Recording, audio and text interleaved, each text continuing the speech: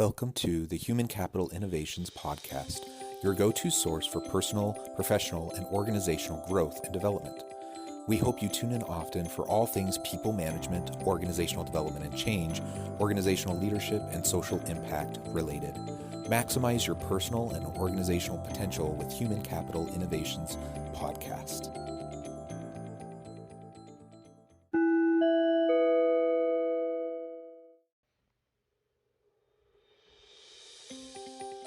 Welcome to the Human Capital Innovations Podcast. In this HCI podcast episode, I talk with Franchon about tackling workplace stress and depression and her organization, Healing Your Almond.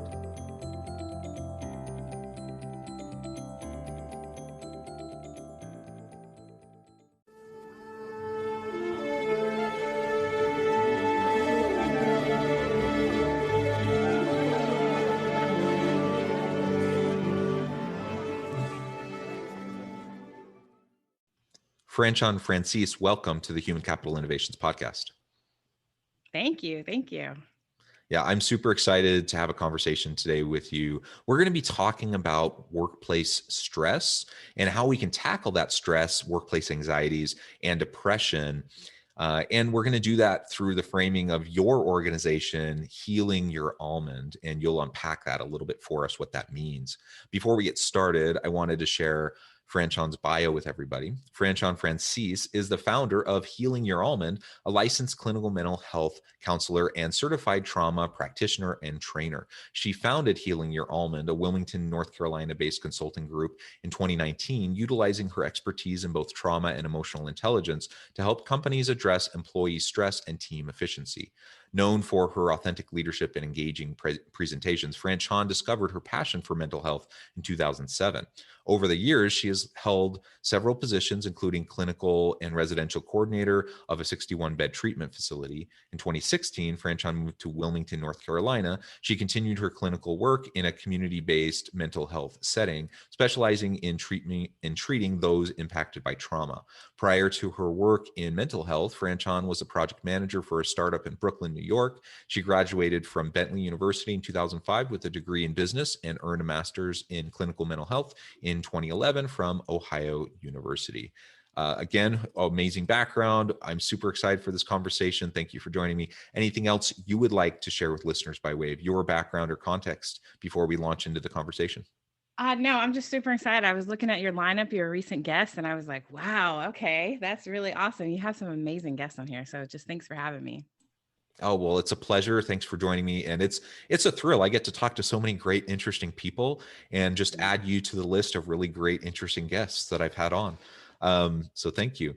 Well, why don't we start with your company, your founder of Healing Your Almond.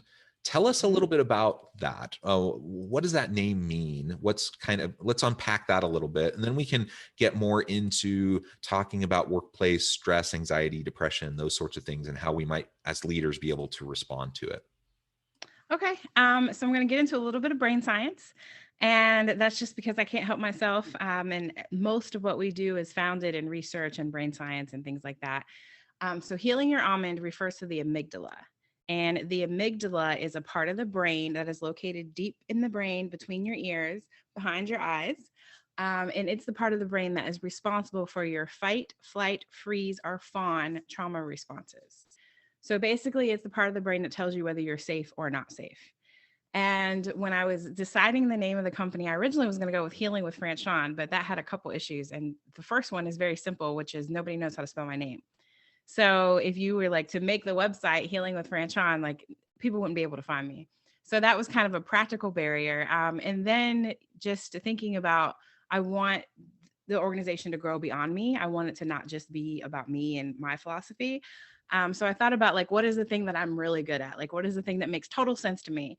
And that's the amygdala and dealing with physical and emotional safety. So Healing Your Almond means that if we all come to workplaces and family ships and relationships from a place of safety, physically and emotionally, from a healed almond kind of place, then basically we can achieve almost anything, and we can have, better effective conversations and high productivity and great problem solving as a team and all these wonderful things that people want. Yeah, that's fantastic. I appreciate describing that a little bit and sharing a little bit more of the backstory there. And you're right, that's exactly what everyone wants. But the reality is, we all face trauma, we all face challenges. The most privileged among us still have their battle scars from life, and then you just add on to that when people have when they're in underserved populations or have other lacking privilege in certain ways, that it just adds additional layers of complexity and challenge that people have to face. And so that just brings with it the stress, the anxiety, even Right. clinical depression, other mental health issues that people have to face. And so often in the workplace, many leaders will say things like, you know be professional. When they say be professional, what it's kind of a dog whistle towards, let keep your personal stuff away from Hmm. work. Like, keep that at home. And when you walk into work, put on your mask and be quote unquote professional, and just be happy and healthy, and don't let any of that other stuff feed in. And Right. frankly, that's kind of a nonsense perspective in my from my point of view. I don't think it's Right. possible for us to, in a healthy way at least, I don't think it's possible for us Hmm. to be able to do that. We might be able to do it for a short amount of time where we're inauthentic and where we put on a mask and we just smile through the pain. But people are complex. They have their stuff. They have all of that baggage, and we have to be able to work through it. And inevitably, it's going to bleed into our organizational life, our work life. And the Right. question then becomes, are we going to be able to be there as a leader? Are we going to be supportive of our people to help them through those things? Are we going to try to reduce and mitigate the challenges, the stresses that they face in the workplace? Or are we Hmm. just going to pile on? And if we pile on, eventually, of course, they're going to get overwhelmed. They're going to get burned out, and they're going to leave. And we're going to end up losing otherwise good people that we may even label as, oh, they weren't very productive. They weren't very, they didn't accomplish what we needed to.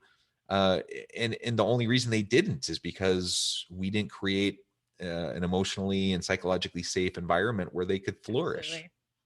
Absolutely. I mean, I think that there's a couple things that I heard you say in terms of like the inauthenticity.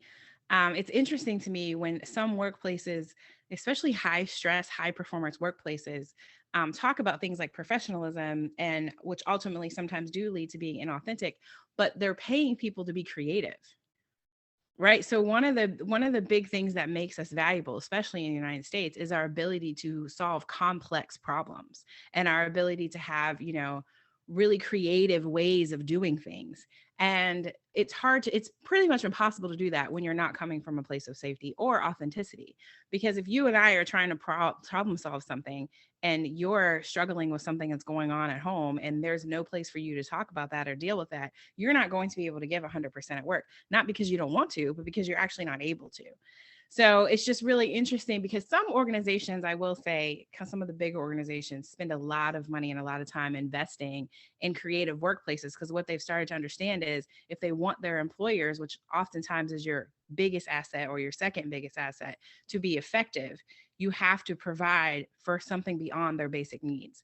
I think the reality is like companies that are really going to go far are the companies that understand like we're investing in you as a person and we want your overall wellness to be great, and we're going to give you all the tools that we can to help you be successful in that way. Yeah, I love that. And perhaps, I don't know if you meant it this way exactly, but I noticed a distinction between the way you framed investing in people and the way sometimes I hear other people framing investing in people. Mm, Um, yes, I absolutely agree. We invest in our people. The question is, do we treat them as cogs in a machine, that we invest in our people just like we would invest in a piece of machinery that we have to maintain and upkeep? Or do we mm, invest in our people as human beings, as authentic individuals who have needs, that we can help them find fulfillment, meaning, and purpose through the work that they do, and we can provide support for them and help them to learn, grow, develop, have an abundance mindset, growth mindset, etc. Right? I right, think those are two very different types of approaches. Now, ultimately, I'm going to be supportive of any organization that is trying to invest in their people, even if it's right. from the kind of the cog in the machine mentality Because that I described, it's because better than some it's organizations. better than nothing, and at least they're Right, they're right. investing in their people. but it does highlight a fundamental difference in perspective of how we approach the people within our organization. And I'm absolutely always going to be an advocate for a people-centered organization, people-centered internally with our employees, people-centered externally with our customers, our communities, other key constituencies. And that means that while, yes, we can focus on profit, making money as an organization, that, we talk about the triple bottom line, for example, and there's more to being a successful organization than just driving profit and higher stock value for our Right. investors. Absolutely. And it doesn't need to be an either or. Like we can accomplish all these things and have positive outcomes across the board, without sacrificing profit either, right? Right. And I think you have to be willing to come up with creative solutions. And that's the organizations that work with me consistently. That's what I really give them credit for, because they're always like, all right, we understand that not one size fits all. Like, we get that. And usually by the time they come to find me, like, they've already learned that lesson. Like, they've already had the EAP and the wellness walking challenges and the kind of like, the kind of canned activities that, like you say, are great. Like, I'm proud that they're doing something. But what they've learned is they're like, okay, we're still not getting the results we want. Like, we still don't see, participation. We're not seeing the numbers that we want. And I'm like, okay, well, did you just ask your people what they want? Like, did we try that yet? And then they're like, well, not really. We did a survey. And I'm like, all right, cool. Let me come in and talk to some people. Like, give me some samplings. Like, I want some of the janitors. I want some of the entry level staff. I want the CEO. I want some board members. Like, let me meet with everybody at all different levels of your organization and have an authentic, confidential conversation, a therapeutic conversation about, hey, where are you at? What's going on? What are you willing to share with me? What's the good? Because there's always good. There's something good, and what's the not good?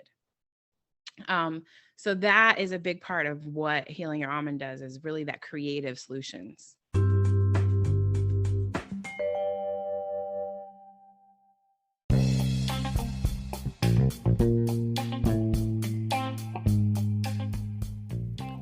I'm excited to announce the publication of my new book from HCI Press, The Alchemy of Truly Remarkable Leadership: Ordinary, Everyday Actions That Produce Extraordinary Results. Consider how the nature of work has shifted over the past 50 years.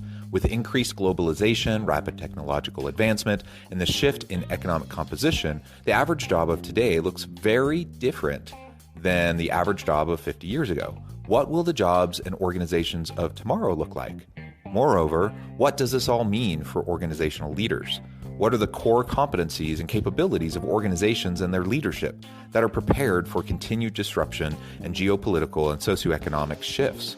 Regardless of what the future holds, increasingly, leaders need to be socially minded, data-driven, decisive, champions of talent, and disruptors of the traditional notions of leadership, teams, organizations, and work. The Alchemy of Truly Remarkable Leadership will help you to explore your own leadership competencies and capabilities and consider ways to apply and implement them into your workplace and personal life.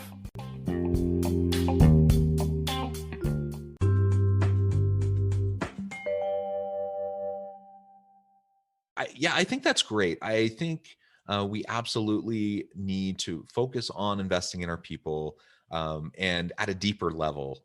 Programs are great, and wellness initiatives and events are great, and connecting people to service and mission driven opportunities is great.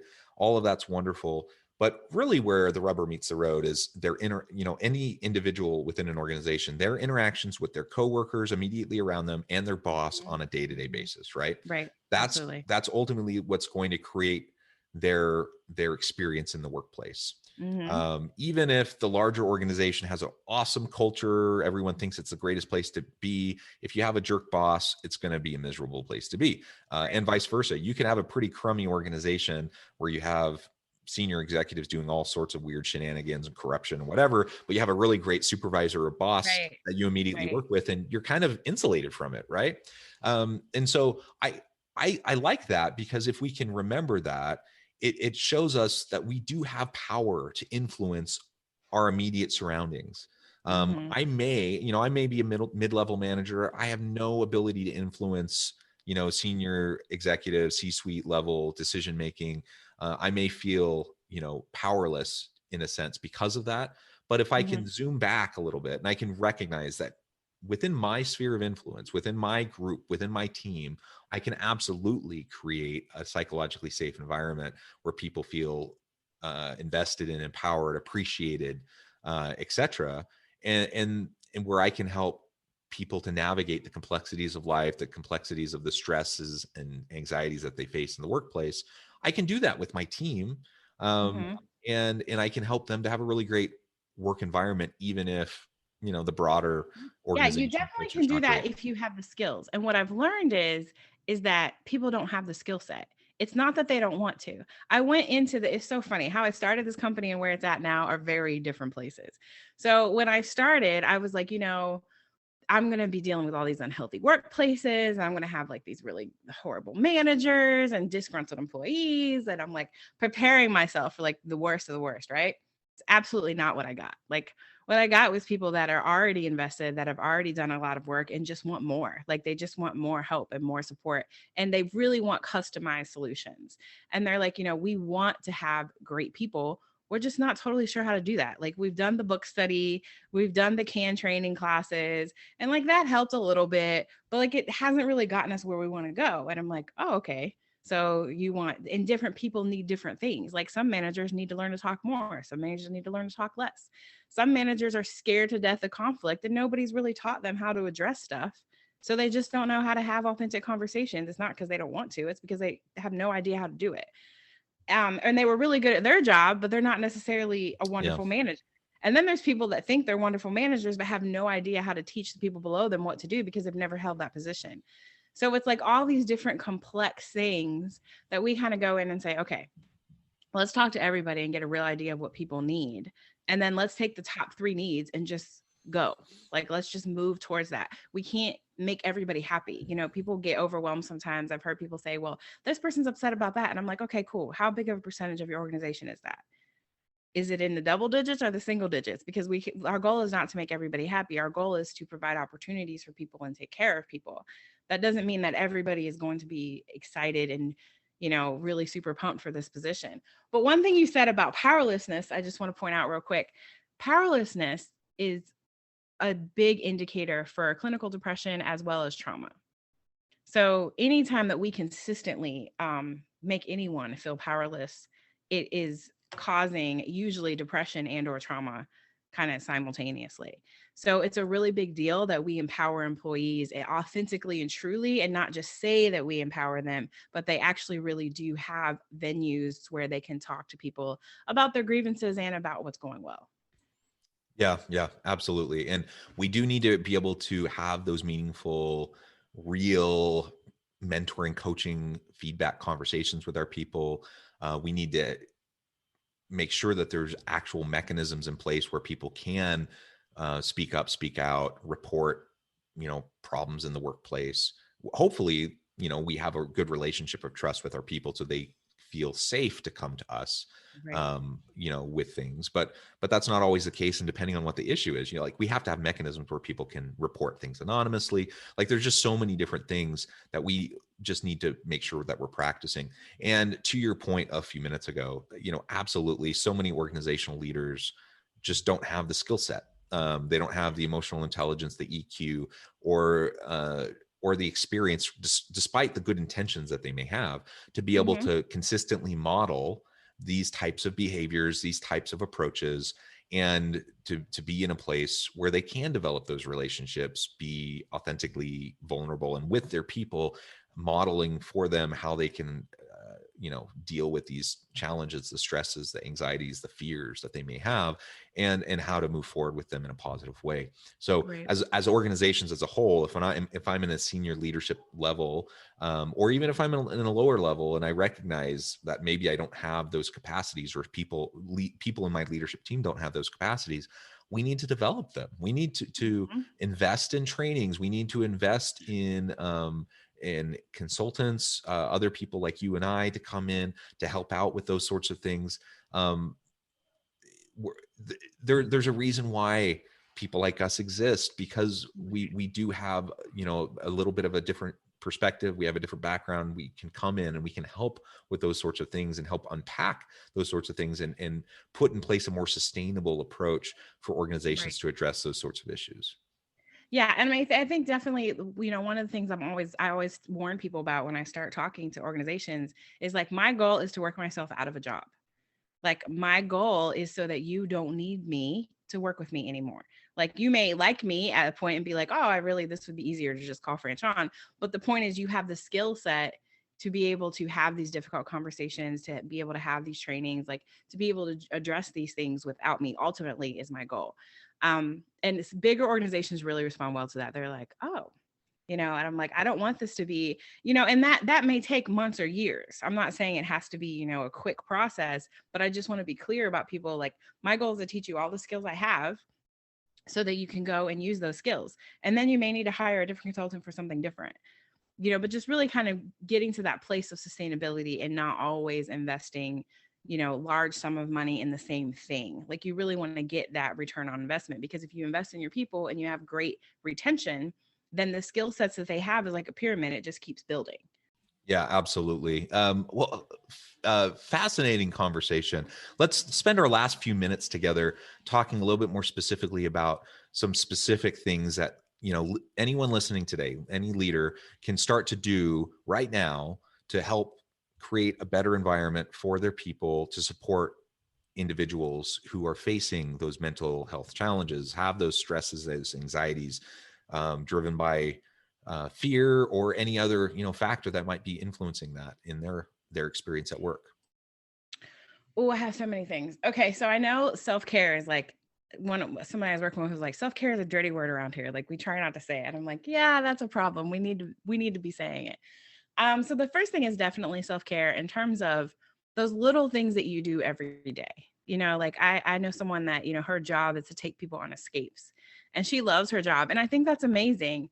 I want to build a life I don't need to escape from. Like, my goal is to build a life to where, like, not that I don't want to go on vacation, but like, I'm not living for my next vacation. Like, I'm excited every day to go to work.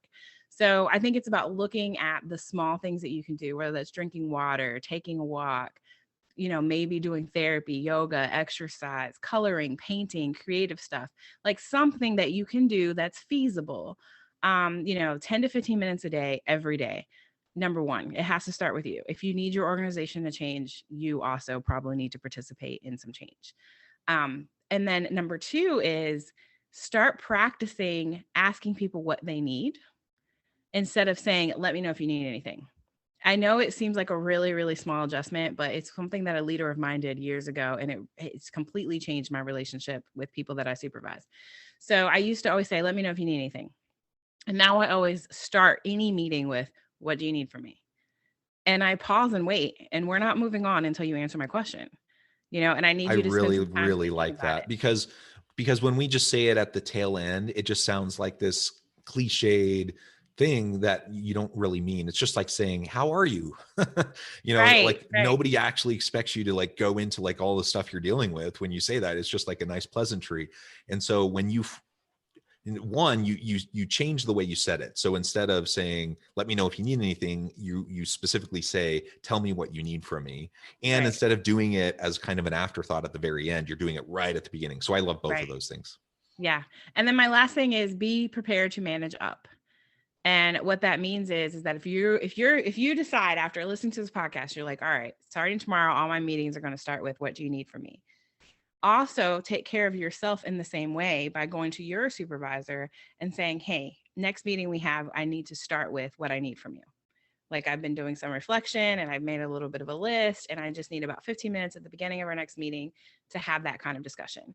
And the managing up thing is definitely hard. I will say that. It does take some practice and some, relationship building and things like that. But ideally, what happens is those three very simple steps, and do them at your own pace. And I listed them in the correct order. So start with number one. But by the time you get to number three, it's like, okay. And it's exactly what you said earlier about the 360. Like, So this way you're changing your immediate organization. So of course, ideally I would love for people to reach out to me or you and hire us to work with the company. But depending on where you are in the company, you may or may not even have any influence over that decision, right? But what you do have influence over is the people above and below you. So spend time focusing on them after taking care of yourself. I love it. Great tips. Thank you so much, Franchon. It has been a real pleasure talking with you, and we could go on and on and on. So I'd love to have you back anytime, and we can continue the conversation. But before we close today, I wanted to give you a chance to share with listeners how they can get connected with you, find out more about your work, and then give us a final word on the topic for today. So I do have like all the social media places, but I would say the best way to really get an idea of what I do is healingyourouralmond.com, which is my website. I'm also on LinkedIn, Franchon Francis, and then we also have an Instagram and a Facebook. But like I said, my website is really expansive and really kind of gives you a really good idea of all the different things that we do. And I think my last word of the day actually is, if you feel powerless, do something about it. Because long-term powerlessness has some really unhealthy impacts on your physical and mental health. So if you're listening to this and you're like, wow, I really do feel powerless in any kind of relationship, your work ships, your family ships, whatever kind of relationships you have in your life, I would recommend that you start doing something about that immediately. Because like I said, the long-term effects are really expansive. Perfect. Well, thank you so much. It has been a real pleasure. I encourage listeners to reach out, to get connected, find out more about what Franchon and her organization can do for you. And as always, I hope everyone can stay healthy and safe, that you can find meaning and purpose at work each and every day. And I hope you all have a great week.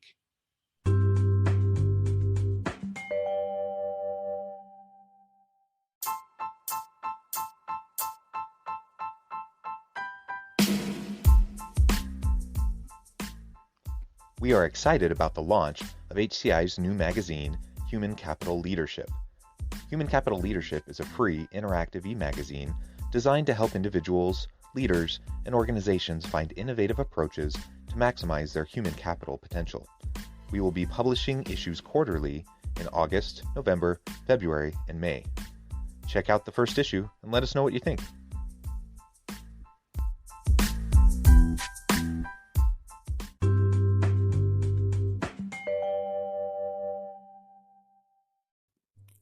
Thanks again for joining us for this episode of the Human Capital Innovations Podcast. I hope you stay healthy and safe and that you have a great week.